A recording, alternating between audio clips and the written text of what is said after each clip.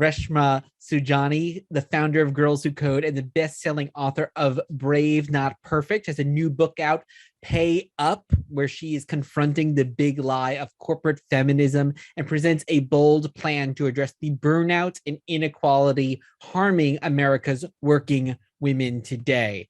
What an amazing topic that is, I think, going to really resonate with a lot of folks listening right now. So I'm really excited to welcome Reshma to the stage. She is a leading activist and the founder of Girls Who Code and the Marshall Plan for Women, for Moms. She's the author of the forthcoming book, Pay Up, that I just mentioned, and she has spent more than a decade building movements to fight for women and girls' economic empowerment, working to close the gender gap in the tech sector, and most recently, advocating for policies to support moms impacted by the pandemic. Of course, she is an acclaimed author, as I mentioned, and she lives in New York City with her husband, her son, and especially her bulldog, Stanley. And I'm super excited that she will be in conversation with our one and only senior director of marketing and community here at Power to Fly, my friend Lauren Haggerty. So with that, Lauren, I'm going to hand things over to you. Have a wonderful conversation. Thank you so much, Rob and Reshma. It is an honor to be here interviewing you. I've been a huge fan of yours for a very long time now, and I feel super grateful to do this interview with you. So I'm excited to dive right in, and I have lots of questions and also want to encourage the audience to ask your questions too, and we'll get to as many as we can by the end of today's call. So let's start talking about your experiences as a Democratic organizer and a congressional candidate. I think Rob gave a beautiful introduction of all of your accomplishments, or many of them anyways, but I'd love to understand how these experiences informed your views on public policies that support women. What a great question. I feel like I've spent my whole life fighting for women and girls. I led my first march when I was 13 years old. I grew up in this kind of working class community where there wasn't a lot of brown people. And I had started an organization called Prejudice Reduction Interested Students Movement. So I started a march to fight racism, when I was 13. I worked on Hillary Clinton's campaign, when I was 18, organizing, the South Asian American community after 9/11. To find a voice. So I've always been, and then, started Girls Who Code, was a women's, Democratic organizer, ran for office twice, mobilized women and girls. And so this has been an issue that I have been fighting for my entire life. In many ways, the way that I thought that I would bring about change was by being a public servant. I ran for office twice. I lost twice. But the way that I actually feel like I've made change is as a social entrepreneur, by building Girls Who Code, and now by building the Marshall Plan for Moms. There's something about being able to organize from the outside and not being an insider. One of the things I'm so fascinated about with my new book coming out, Pay Up, which I know we're going to talk about, is we've had this enormous opportunity as women to be organizing in our workplaces. But because we thought we couldn't ask for things, and we're not crazy to think that because there is a motherhood penalty, we never saw workplaces as ways that we can organize in. So we breastfed in closets. We didn't show pictures of our children. We apologized when we had to leave for a doctor's appointment. We never felt like we could ask for something for ourselves. And now we have this once in a lifetime opportunity with the Great Resignation, with the talent wars, to start actually asking for things that we need so that we don't have to choose between our job and our children. Absolutely. And I think it's no surprise, as you just said, that we all know that mothers have been severely impacted by the pandemic and continue to be impacted as we go through the Great Resignation and, of course, the Great Rehiring or reshuffling, however you see this crazy movement we're in right now. But let's talk about that a little bit. And I read through both the poll that the Marshall Plan for Moms did and white paper y'all put out, and I thought it was really fascinating. Some of the asks that mothers had, and just the camaraderie that you got Yeah. from these results. So let's talk about like how mothers have been impacted and what they want in this time. Yeah, I mean, look, I'll talk about my experience, and I'm one of the lucky ones. I have support. I started 2020 with Girls Who Code having a Super Bowl ad. I was having my second child. I was having Cy via surrogate, so I was really excited to actually have maternity leave so I could bond with him because I didn't get that time in the womb. And then a few weeks after he was born, COVID happened, and I had to return back to save my nonprofit. I had to take care of my, 3, 4 week old. I had to homeschool my kindergartner, and most of my leadership team, actually all my leadership team were, parents of young children, and we were barely making it. I got COVID-19, it barely registered, my liver failed. And what we were saying on our Zoom chat was like, you know what? Just let's grit and bear it. Because when the schools open in September, we will get some relief. And then I remember when the schools opened, I got that note from the DOE saying, congratulations, we are introducing this thing called hybrid learning, where you get to log on your kid at 9 o'clock, 10 o'clock, and 11 o'clock, all the while maintain your full-time job. I was shocked. I naively thought that somebody would ask me, Reshma, do you have the time, the energy, the bandwidth to do it? Because at that moment, we knew who was doing the homeschooling. It was mothers. And we were having to replace our paid labor for unpaid labor. And so you saw literally 12 million women get pushed out of the workforce from the beginning of the pandemic. And now, 2 years later, we're almost at the 2-year anniversary, right? We still have 1.1 million mothers missing from the labor force. That doesn't account for all the women who have downshifted their careers, right, and are doing something completely different than they were before. 1 out of 3 women are considering quitting. The Great Resignation, or the Great Opportunity, however we call it, is being driven by women and their dissatisfaction with their current workplaces and enabling them to balance these 2 aspects of their life.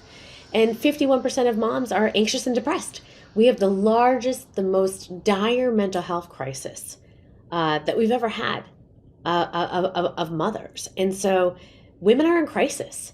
And we have this once in a lifetime opportunity to reinvent workplaces so they finally work for working moms.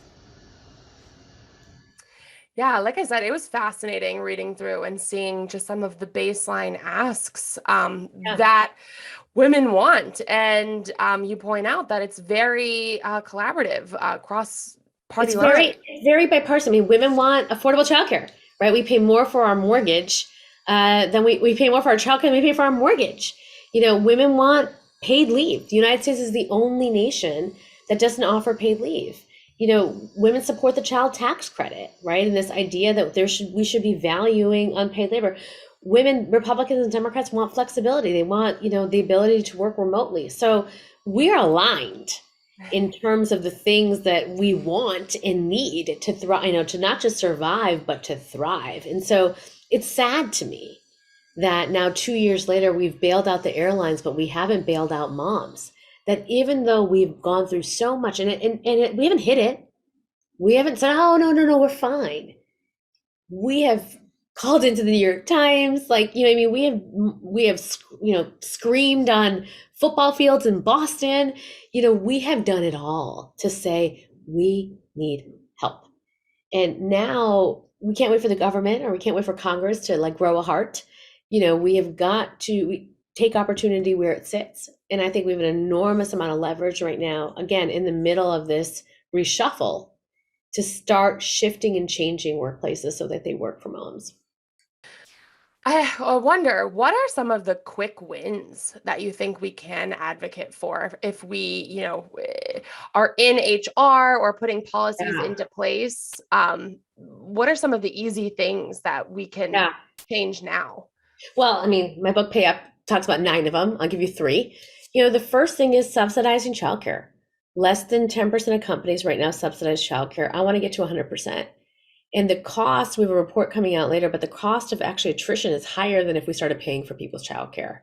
And I think whether you're a small business and that means, allowing some flexibility, or whether you're Google, you spend more on helping me freeze my eggs than taking care of my children when I actually have them. So we need to shift the thinking there. You know what I mean? And I think subsidizing childcare is one. I don't think there's any reason today where any company should not have a gender neutral paid leave policy. Apple still has, it still does not have a gender neutral paid leave policy. That makes no sense. The pandemic showed us that the unpaid care work is being done by women, and that is offsetting their ability to get to equality in the workplace. So the way to change that is to shift that ratio and to get more men to do more of that care and unpaid cognitive labor, right? And so you can't have corporate policies that are actually exacerbating, that inequality. And right now, that's the landscape that we're in. And the third thing is, look, we have got to focus on mothers' mental health. I am so grateful to the millennials. I remember a couple of years ago when all young people were coming into the workforce and they were talking about their anxiety and their stress and their need to have therapy. And they were asking, when they were taking a job, do you pay for my therapy?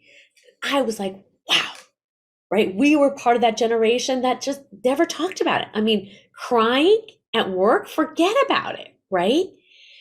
It's interesting now because, I was talking to someone I was being interviewed 2 days ago, and I was talking about this point about mental health and that mothers are in crisis. And I asked him, I said, have you ever seen your mother break down? And he looked at me and he said, never. Not even when my mother died. Well, not even when my father died did I see her cry. And that is the perception of mothers, that we are just made of steel. And we are traumatized. Our kids are traumatized. And so when we come back to work, I want you to focus on mothers' mental health, provide those services, offer that care, be sensitive to the things that they need, value us for more than just our output, but our mental health. So true. I think about Simone Biles and her being such a leader for mental health. And I think there have been a lot of instances over the last year where we've gotten to advocate for mental health on a global scale, Yeah. and it's made such a difference. And there's so much more to be done. But let's dive into policies here, and specifically parental leave policy. And you talked about that a little bit in that last answer. But what is currently lacking from these policies to ensure that they are gender equitable and inclusive while not placing that undue burden, childcare burden on women? I mean, the vast majority of companies don't even offer paid leave. So I think the first thing is missing is just the policy, right? And, we need, and not just for, for salaried workers, but for hourly workers. Paid leave should be like a human right. There's no reason the vast majority of women go back to work, less than a week after having a child. That is unconscionable and wrong. And so we need to pass federal mandated paid leave, to act as simply the floor, of at the bare minimum of where we need to be. Right now, it's just not enough for companies to tout that they offer paid leave. We got to get a little bit deeper. As I was doing the advocacy on paid leave, in Congress, part of the problem is if you look at some of the survey data, everyone says they offer paid leave because often it's a yes or no question. And we got to dig a little bit deeper. How much paid leave do you offer? Who takes it? Do you gaslight people when they do? And what we have found in our own analysis, right, is that men, like 70% of fathers take less than 10 days off. So even dads, most dads who want to take paid leave are gaslit when they do. And so it's not enough just to offer parental leave, but you got to make men take it, and you have to not penalize them when they do. So that means mandating it, tying it to performance review, and this again has huge consequences for men, but for women's careers. Studies show that men live longer. They don't have diabetes. They don't have heart attacks when they actually spend time and care for their children. It's what they want to. And so we've got to reframe the conversation about not just paid leave, but who's taking it? How is it basically being pushed for? Absolutely. That makes so much sense. And kind of nicely segues into just talking about the movement that you've created here with the Marshall Plan for Moms. What was its impetus and what is its vision for the future? You're doing just remarkable things with this Thank you. program. I mean, my vision is that we take moms from crisis to power. And I was in crisis, and I was one of the fortunate ones because I had support. And so my sisters, there who are single moms, who are hourly workers, they're drowning. And so for this movement is about lifting mothers up, putting them at the center of economic recovery, and really pushing for public and private strategies, to make real lasting change. And so, with my book Pay Up and with the playbook that you mentioned, we are really focused on the private sector. And again, this opportunity, first with getting companies to start subsidizing childcare, building a business coalition, to really make change on childcare and paid leave. But, this book is about sparking a conversation and starting to organize workplaces. We cannot go back to the old ways. We cannot go back. There is, again, so much, as you said, we talk a lot, this organization, Power of Flight, talks a lot about the future of work. And as you can see, the shift, even amongst, our president and our mayor here in New York City, is like, get out of your pajamas and come back to work, as if that's what's going on. And so there's a real resistance to the changes, the good changes that we've seen happen, whether it's flexibility, whether it's remote working, whether it's increased paid sick days, paid leave, like all these things, this respect finally and value for family. And so we got to push back even harder. And that means that we have to start getting organized and getting educated. Pay Up is the point, is to spark a conversation, right? So go out, buy this book, pre-order 10. And literally pass them around, and help build this movement, because we have this short window, this once in a lifetime opportunity, where the job numbers are in our favor. It's an employee market. It's a buyer's market, right? We can actually demand for things we never thought. You know what I mean? We don't have to breastfeed in closets anymore. We can get them to pay for our paid leave. You know what I mean? And get 6 to 9 months we give them to pay for our childcare and get 6 to 9 months of paid leave. So this can happen. We can start, and even deeper than that, but like start thinking about what the workday should look like. Why doesn't the workday match the school day? You know what I mean? So many design opportunities to think about what the future could look like. And I think, this is what Girls Who Code, when I was building my movement, I went to refugee camps. I went to the poorest communities in the country. And I was always like, if I can teach her to code, I can teach anyone. If we can design workplaces for working mothers, they will work for everyone. Absolutely. I have chills. You're spot on. And a great question just came in the chat that ties nicely into this. They say what should, but what could employers do to build a better workplace that is flexible for the new parent? Well, I think stop resisting flexibility in remote work, period. You know what I mean? And secondly, I think design is critical. I think that I think you should, whatever you do for working parents, you should quite frankly do for everyone. Because you don't want to create a system where it's working moms are ones taking advantage of flexibility, and all of a sudden they are now iced out of promotions and opportunity because everybody's in the office around the cooler talking about what they should be doing. So, I think that that's critical. I think one of the things we talk about in the book is like, don't rush someone until they're ready. I know when I had, this whole, maybe someone needs more than 3 months or 4 months or 5. Maybe someone needs, to come into work 3 days a week before they do full time. But like, we can make individualized plans that work for the mom or the dad. I also think the second thing is really about this idea of mandating paid leave. In my own marriage, I took more paid leave than my husband. And before we had kids, he did the cooking and the cleaning, and we were equal. And then after we had our first kid, it was like my to-do list went like this and his shrunk because I was at home. And had we both been at home, not even at the same time, maybe even better at separate times, we both would have actually understood the cognitive, where's the froggy, where's the diaper bag, what, snacks does he like, how do I warm them up, all of where are the diapers, hidden in the closet, whatever it is, we would know all the same answers. And so no one person would be responsible for the cognitive labor. And so I think that is like setting, companies' goals should be like, my goal is when one of my employees becomes a new parent is for that family to be 50-50 in terms of their domestic labor. Like that should be a goal. And on Mondays, you should be like, how did we do? Right? Because I don't think that relationships start this way. They become this way. Absolutely. Great points. And thank you for that question. Keep them coming in the chat if you have any more questions for Reshma. Let's talk a little bit about the legislation that y'all have submitted for. So 4 pieces. Can you tell us about them, what they involve, and kind of where they stand right now? Yeah.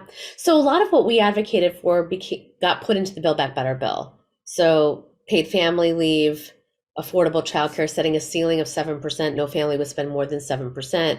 The child tax credit, which is essentially a payment to parents depending on how many kids you are and where you are, on a baseline of income.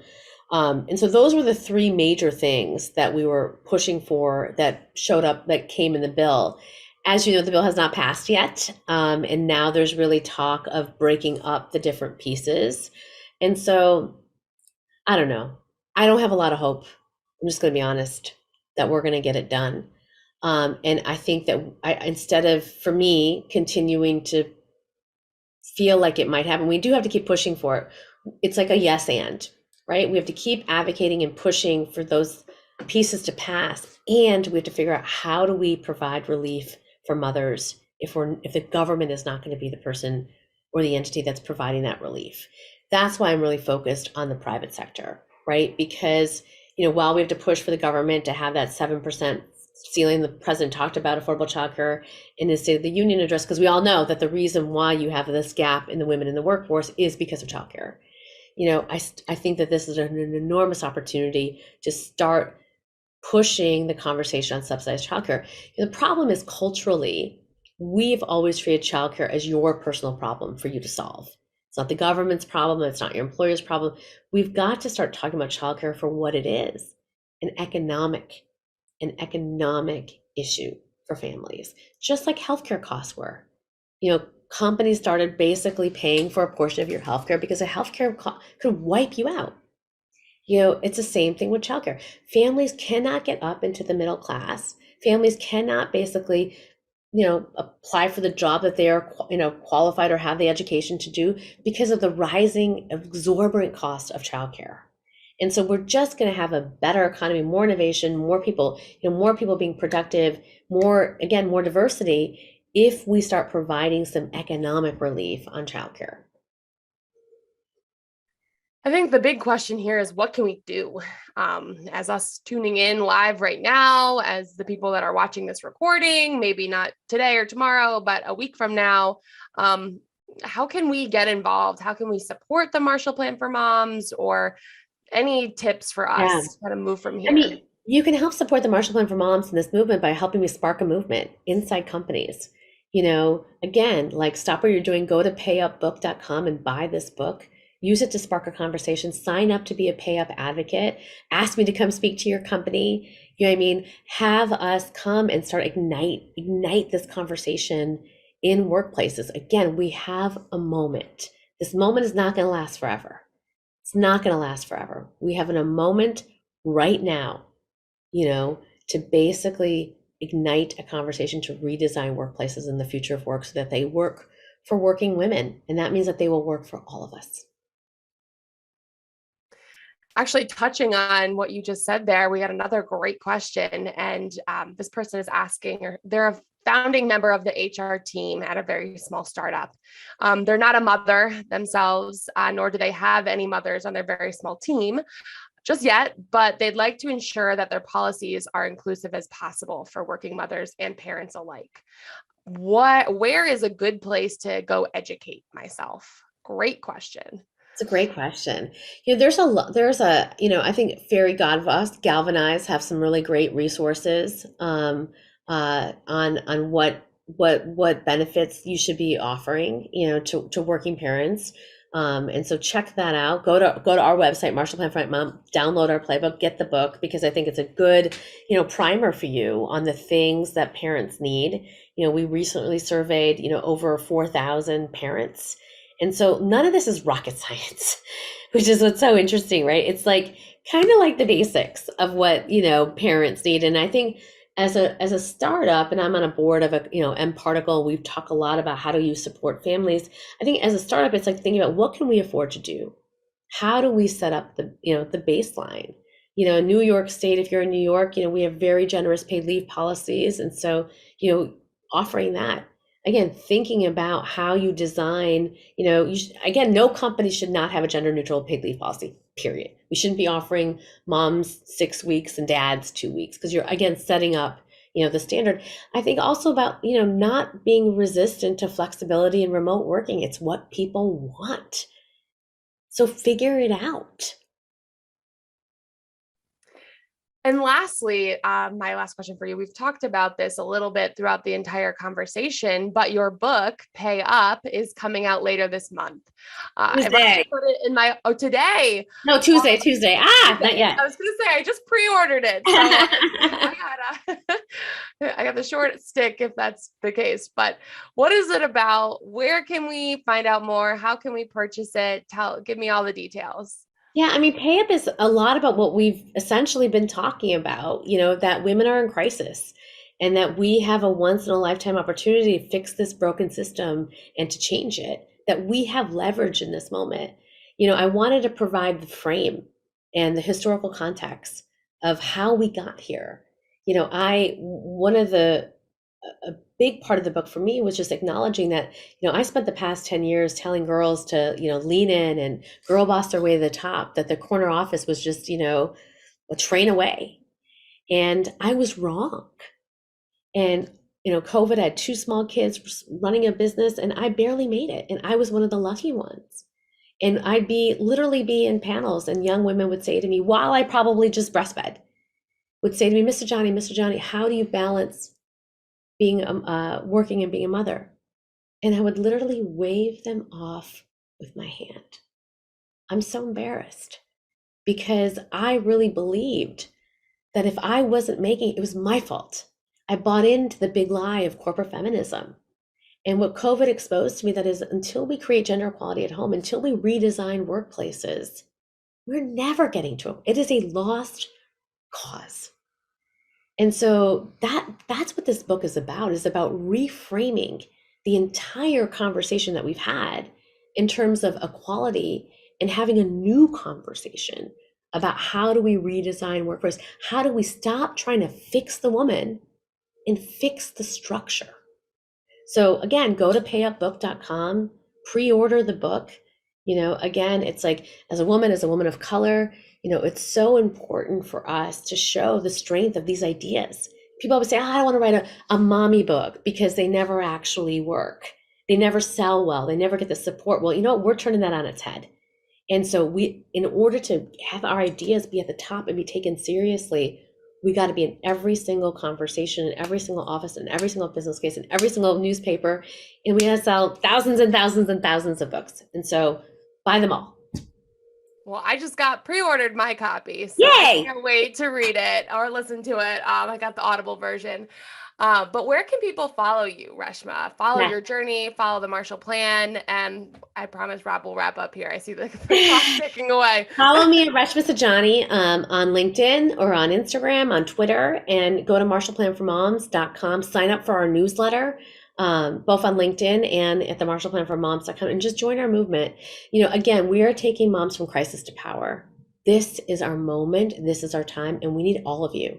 We need dads, moms, women who don't have children, women who don't want children. Everybody is a part of this movement. Incredible. Thank you so much, Reshma, for your time today, for everything. Your answers were amazing. We got so many sound bites I think we'll use down the road, but thank you. Best of luck on the launch, and I can't wait to read the new book. Thank you. Take care. Thank Bye. you, Reshma. Thank you, Lauren.